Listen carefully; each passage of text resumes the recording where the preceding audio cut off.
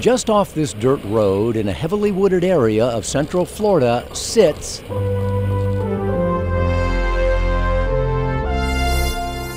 the Joe Dome. Who built it? Joe did, pretty much by himself. Joe will show us why he built the Joe Dome, but first he needs a little warm-up. I usually start the day with this because it kind of tells me who showed up, what kind of day it's going to be. If I'm all in sync and in balance, and or oh, I'm going to struggle today. Okay, I'll take that. Encouraged by step one, Joe moves on to step two, scampering up a couple of trees where he's installed a bar so that he can do this.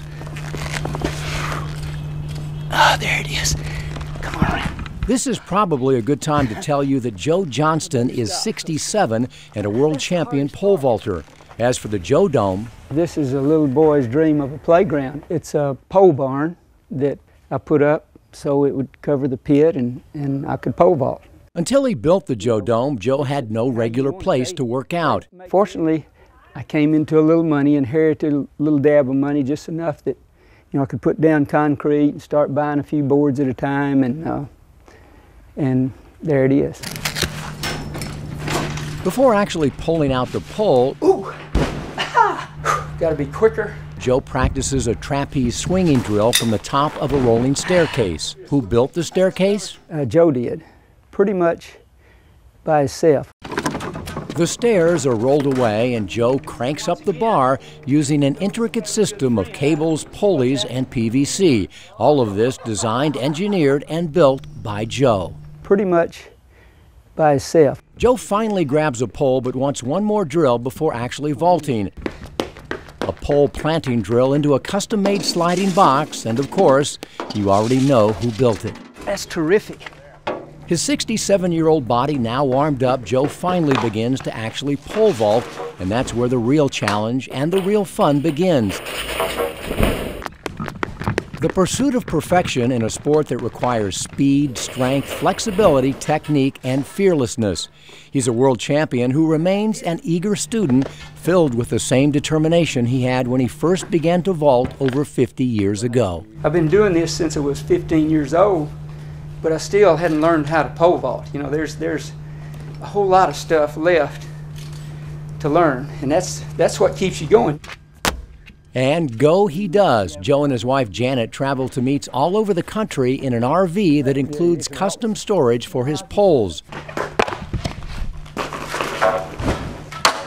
It's not the pursuit of records that keeps Joe jumping, it's the pursuit of good times with great friends, and he finds plenty of both in Masters track and field. The like-minded people that are still active, they still want to play and have fun, and even though age is taking its toll, that's the best part to me. Joe inspires just about everyone he meets to get active, including Janet, who decided to take up pole vaulting 4 years ago when she turned 60. Is she a natural? Did she take? Oh gosh, no, she's not a natural. Not a natural. and oh, she hears me. Oh, she'll get me for that. That was hard for me to do things in front of people that I'm not good at, but they're very supportive. Anything you do is getting in the pit is a celebration, so it was easy. When people meet you and don't know you and they learn that you're a pole vaulting grandmother, are they surprised? They are surprised because there are not that many people in my age group doing it, so that's why I medal every place I go. There we go.